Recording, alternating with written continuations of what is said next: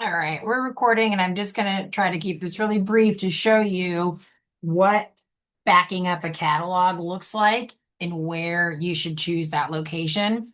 So right now I have Lightroom Classic open, and let's just pretend I've done a bunch of work. Maybe I've made some edits, I've organized some new collections and this sort of thing. So then I just want to close Lightroom. Now I hope this works because it should automatically ask if I want to back up. So I'm choosing quit.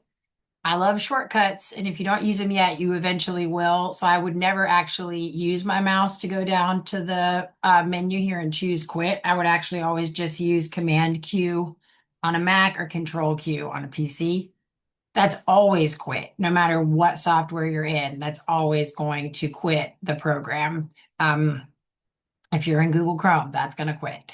If you're, Microsoft Word, that's going to quit. So those kinds of things are universal. So I'm going to choose quit. And luckily, Lightroom has a lot of little backups to stop you from making big mistakes. Sometimes I magically do hit some buttons that just delete everything. And, that can happen. But for the most part, it tries to stop you. So it says, do you really want to quit? And you can choose to not show that again, but I would go ahead and leave these things in place. And I'm going to say yes. And now this always pops up. Now I say always, and I'm still nervous, but it's asking you, do you want to back up your catalog? Note, this only backs up the catalog file, not your photos. So maybe I'll pop quiz at this point if anyone can help explain that, if you understand what that means, because that should become very clear once we dig into this program a little bit more. So as with everything, you have to choose where something is being saved to. If you just click backup here, it's going to default to a specific location. And the specific location that Lightroom defaults to is going to be the pictures folder on your computer's local hard drive. So the internal storage on your computer is the backup. But I do not recommend keeping the backups of your catalog or really any backup in the same location as the original.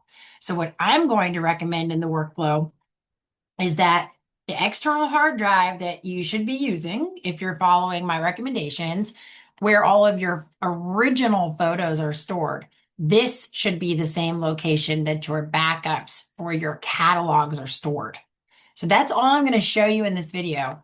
I'm writing in the course content and going into detail in class as I explain why it is important to have a backup.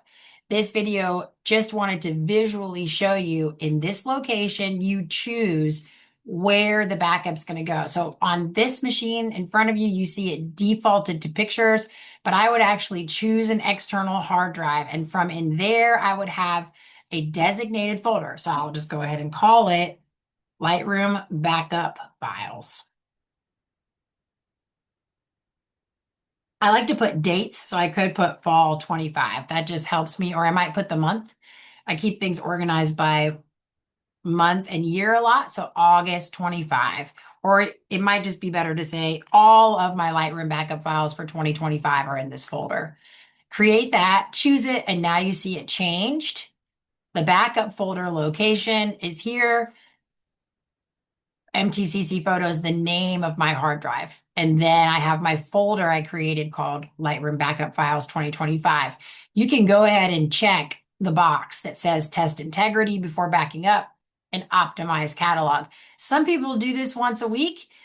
It's pretty smart to just do it every single time you've done a lot of organizing and editing. Because if you remember, this is all I'm going to say about this, all of the changes that you make to an image in Lightroom are not made on the image. They're made in a file that is saved in this catalog. So if I were to make tons of edits and lose this catalog, I would still have my original photos here, but they would be my raw, unedited photos. All of the changes are contained in Lightroom until you export it. And then if you export it back up with changes, I also save that here. So we're going to be going over all those steps. This is just a brief step on backing up the catalog.